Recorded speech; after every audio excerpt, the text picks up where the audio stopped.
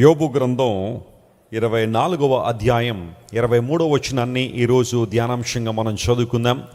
The book of Job chapter 24 and verse 23. ఆయన వారికి అభయమును దయచేయను గనుక వారు ఆధారము నొందుదురు. ఆయన వారి మార్గముల మీద తన దృష్టి ఉంచును. అందరూ ఈ మాట నాతో చెప్పండి. ఆయన వారికి అభయమును దయచేయువాడు. స్తోత్రం చెప్దాం. యోబు గ్రంథంలో ఈ 24వ అధ్యాయాన్ని కూడా యోబు గారి మాటలుగానే ఇక్కడ రికార్డ్ చేయబడ్డాయి. యోబు ప్రత్యుత్తరం ఇస్తున్నాడు. స్నేహితులు కొన్ని ప్రశ్నలు అడుగుతున్నారు, కొన్ని మాటలు చెబుతున్నారు. యోబు గారు వారికి రిప్లై ఇస్తున్నాడు. వారికి జవాబునిస్తూ చాలా విషయాలు మాట్లాడుతున్నాడు. దేవుడు వారికి అభయమును దయచేయువాడు అనే మాట అక్కడ రాశాడు. యోబు గ్రంథం బైబిల్ గ్రంథంలో చాలా విశిష్టమైన గ్రంథం. చాలాసార్లు మనం వింటున్నాం. యోబు గ్రంథం రాయబడిన గ్రంథాల్లో బైబిల్ గ్రంథంలో మొట్టమొదటిగా రాయబడిన ఉండొచ్చు అని బైబిల్ పండితుల యొక్క అభిప్రాయం. ఎందుకంటే గ్రంథకర్త మోషే గారు కాబట్టి మోషే పంచకాండములు రాయక మునుపే యోబు గ్రంథాన్ని రికార్డ్ చేశాడు. యోబు గ్రంథం బైబిల్లో ఎందుకు ఉంచబడింది అంటే, కష్టాల్లో, శ్రమల్లో, ఇబ్బందుల్లో, అకస్మాత్తుగా చెలరేగుతున్న తుఫానుల్లో దేవుని బిడ్డల యొక్క యాటిట్యూడ్ ఎలా ఉండాలి, వారి వైఖరి ఎలా ఉండాలనే విషయాన్ని యోబు గారి జీవితం ద్వారా మనం నేర్చుకోవచ్చు.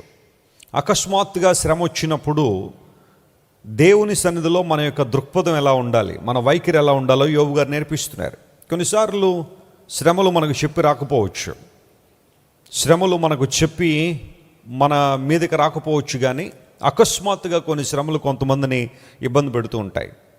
అటువంటి పరిస్థితుల్లో విశ్వాసి ఎలా ధైర్యంగా ఉండాలి, దేవుని వాగ్దానాలను ఎలా జ్ఞాపకం చేసుకోవాలి, వాగ్దానాల మీద ఎలా ఆధారపడాలి, ఇలాంటి విషయాలన్నీ కూడా యోబు గ్రంథంలో మనం చూస్తున్నాం.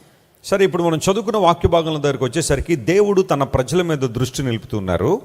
ఆయన వారికి అభయాన్ని దయచేస్తున్నాడు. అభయము, అభయహస్తము, ఇలాంటివన్నీ కూడా మనకు బాగా ఇష్టమైన పదాలు కదా. అభయం ఇచ్చారండి అని.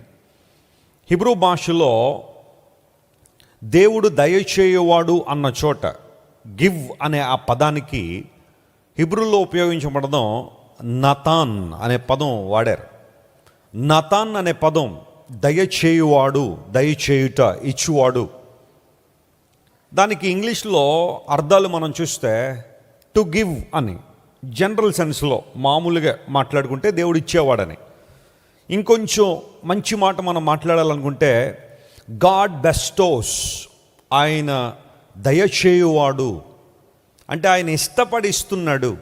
చూడండి, చాలాసార్లు మనం చాలామందికి ఇస్తూ ఉంటాం, కానీ కొన్ని ఇష్టం లేకుండానే ఇస్తూ ఉంటాం కదా. కొన్ని ఇష్టం లేకుండానే మాటి మాటికి అడిగేవాళ్ళు కొంతమంది ఉంటే, ఇంక తీసుకో, ఎడుతున్నావు కదా అన్నట్టుగా ఇచ్చేవాళ్ళు ఉంటారు కదా. అలా కాదు. నతాన్ అనే పదానికి అర్థం గాడ్ గివ్స్ గ్లాడ్లీ, సంతోషంగా ఇస్తాడట ఆయన, సంతోషంగా ఇచ్చేవాడు అనే పదం. నిత్య జీవితంలో చాలా వాటిని మనం ఇస్తూ ఉంటాం, కానీ సంతోషంగా ఇవ్వం కొన్ని విషయాలు. తల్లిదండ్రులు ఏమన్నా కొన్ని మాటలు చెప్పారనుకోండి, అవి మనకి ఇష్టం కాకపోతే చేస్తాం, కానీ సణుగుతూ మూలుగుతూ చేసేవాళ్ళు కొంతమంది ఉంటారు. ఏదైనా ఎవరికైనా ఇవ్వాల్సి వస్తే సంతోషంగా ఇవ్వడం కాకుండా ఏదో మనసులో పెట్టుకుని సణుగుతూనో గొణుగుతూనో ఇంకా తప్పదు కదా అన్నట్టుగా ఇచ్చేవాళ్ళు కొంతమంది ఉంటారేమో. అయితే దేవుడట అలా సణుక్కుంటూ ఇచ్చేవాడు కాదట, ఆయన గొణుక్కుంటూ బాధపడుతూ ఇచ్చేవాడు కాదట. కానీ గాడ్ గివ్స్ ఎవ్రీథింగ్ గ్లాడ్లీ. బెస్టోస్ అనే పదానికి అర్థం అదే, దేవుడు మనకి ఇచ్చేవాడు. మరొక మాట కన్ఫెర్, కన్ఫెర్ అనే పదం కూడా దానికి అర్థాన్ని మనం చెప్పుకోవచ్చు. ఇలా చెప్పుకుంటూ పోతుంటే దేవుడు మనుషులకి అభయాన్ని, అభయము అన్న చోట ఇంగ్లీష్లో గాడ్ గివ్స్ సెక్యూరిటీ అనే పదం రాయబడింది. అంటే దేవుడు మనకు సెక్యూరిటీ ఇస్తాడట. దేనికి అంటే, మన డబ్బుకు సెక్యూరిటీ ఇచ్చేవాళ్ళు కొంతమంది ఉంటారు ప్రపంచంలో. బ్యాంకులు ఉంటాయి కొన్ని, మీరు మా బ్యాంకులో పెట్టుబడి పెట్టండి, మీ డబ్బుకు మేము సెక్యూరిటీ ఇస్తాం, సెక్యూరిటీతో పాటుగా ఇంట్రెస్ట్ కూడా ఇస్తాం. 6.7% లేకపోతే 8% మ్యాక్సిమం ఇస్తే 8% బ్యాంకులు ఇంట్రెస్ట్ ఇస్తూ ఉంటారు. ₹1 కన్నా కొంచెం ఎక్కువ. అది మీ అమౌంట్ మా దగ్గర సెక్యూర్డ్గా ఉండడం మాత్రమే కాకుండా దానికి కొంత మేము ఇస్తూ ఉంటామని బ్యాంకులు వాళ్ళు చెబుతూ ఉంటారు. కొన్ని ప్రైవేటు చిట్ ఫండ్ కంపెనీలు ఉంటాయి. వాళ్ళు కూడా మీ డబ్బులు మా దగ్గర పెట్టండి, 3 సంవత్సరాల్లో డబ్బులు చేసిస్తాము, లేదంటే రెట్టింపు చేసిస్తామని చాలా చిట్ ఫండ్ కంపెనీలు డబ్బులు వసూలు చేసి ప్రజల దగ్గర కొంతకాలం తర్వాత బోర్డు తిప్పేసిన వాళ్ళు కొంతమంది ఉన్నారు. అందరూ అలా చేస్తారని అంటే చిట్ చేసే వాళ్ళందరూ అలా ఉంటారు కదా. చాలా మట్టుకు చిట్ కంపెనీలు, చిట్ ఫండ్ కంపెనీలు మోసాలు ఆయా సందర్భాల్లో పేపర్లో మనం చూస్తూనే ఉన్నాం. మొన్న హైదరాబాద్లో, తెలంగాణలో 20 కోట్లట, సామాన్యమైన డబ్బు అయితే కాదు, 20 కోట్ల రూపాయలు ప్రజల దగ్గర నుండి వసూలు చేసి చిట్ చేస్తామని చెప్పి బోర్డు తిప్పేసి కనుమరుగైపోయారట. పోలీస్ కేసు పెట్టి వాళ్ళని వెతుకుతున్నారు ఇప్పుడు ఎక్కడున్నారని. మరి ఆ 20 కోట్లు ఎక్కడున్నాయో, మరి వాళ్ళు ఎక్కడున్నారో తెలుసుకోవడానికి ఎంత టైం పడుతుందో, ఈ కేసు తేలేదు ఎప్పుడో. ఆల్రెడీ మన రాష్ట్రంలో అగ్రిగోల్డ్ అనే ఒక సంస్థ ప్రజల దగ్గర నుండి 1,000 కోట్ల రూపాయలు వసూలు చేశారు. ఎన్నో సంవత్సరాలు నానుతూనే ఉంది కేసు, కానీ ఇప్పటికీ చాలామందికి మరి న్యాయం జరిగిందో లేదో నాకైతే తెలియదు, కానీ చాలామంది అయితే ఇబ్బందులు పడ్డారు. ఒక కుటుంబం నుండి 8 లక్షలు, 10 లక్షలు, 15 లక్షలు, 20 లక్షలు అందులో పెట్టుబడులు పెట్టేసి సెక్యూరిటీ ఉంటుంది అనుకున్నారు, కానీ తమ ధనానికి సెక్యూరిటీ లభించలేదు. మనుషులిచ్చే సెక్యూరిటీ, మనుషులిచ్చే అభయాలు కొంతకాలం ఉంటాయేమో.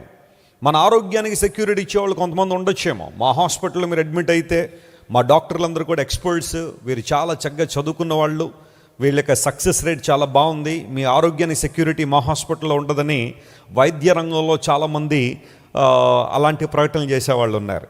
మీ పిల్లల భవిష్యత్తుకి మేము సెక్యూరిటీ ఇస్తున్నామని విద్యాలయాలు, యూనివర్సిటీలు, కాలేజెస్ ఈ రోజున చాలామందికి అలాంటి ప్రకటనలు చేస్తున్నారు. కానీ what kind of security God gives us when we come to him? ఆయన దగ్గరికి మనం వచ్చినప్పుడు ఆయన మనకిచ్చే సెక్యూరిటీ ఏంటి? ఆయన ఎలాంటి అభయాన్ని మనకి ఇస్తున్నాడు? క్రైస్ట్ వర్షిప్ సెంటర్ ఓ బలమైన సంఘ ఉద్యమం. కొన్ని సంవత్సరాల క్రితం కేవలం 2తో ప్రారంభించబడిన పరిచర్య నేడు ప్రపంచవ్యాప్తంగా లక్షలాది మందిని ప్రభావితం చేయుచున్నది. రాజమండ్రి, సికింద్రాబాద్, బెంగళూరు, చెన్నై, నెల్లూరు, దుబాయ్, బెహ్రైన్, కరీంనగర్, విశాఖపట్నం, గద్వాల్, కొవ్వూరు, మలకపల్లి, శ్రీలంక, భూటాన్, అడ్డతీగల, పాలమూరు, మచిలీపట్నం, ఇందిరానగర్లతో పాటు అనేక గ్రామాల్లో క్రైస్ట్ వర్షిప్ సెంటర్ ఆరాధనలు జరుగుచున్నవి. వాక్య సంబంధమైన ఉద్యమంలో, పరిశుద్ధాత్మ సంరక్షణలో కొనసాగాలనుకునే ప్రతి ఒక్కరికి మా ప్రేమపూర్వక ఆహ్వానాన్ని అందిస్తున్నాము. రండి, ఆత్మతో సత్యముతో ప్రభువైన యేసు క్రీస్తును ఆరాధిద్దాం. మీరు ఇంతవరకు విన్న దైవ సందేశం మరియు దేవుని సేవకులు చేసిన ప్రార్థన మీకు ఆశీర్వాదకరముగా ఉన్నదని విశ్వసించుచున్నాము. ఈ సందేశాన్ని మీ స్నేహితులకు, బంధువులకు షేర్ చేయండి. మీకు ఏదైనా ప్రార్థన అవసరత ఉన్నచో మా ఫోన్ నంబర్లకు కాల్ చేయండి. దేవుడు మిమ్మల్ని ప్రేరేపిస్తే విశ్వాసంతో సాగుచున్న ఈ పరిచర్యను ప్రోత్సహించండి. మరిన్ని వర్తమానాలు, పాటలు వినుటకు జాన్ వెస్లీ మినిస్ట్రీస్ అను మా యూట్యూబ్ ఛానల్ను సబ్స్క్రైబ్ చేసుకొనండి. ప్రభువైన యేసుక్రీస్తు కృప మీకు తోడైండును గాక.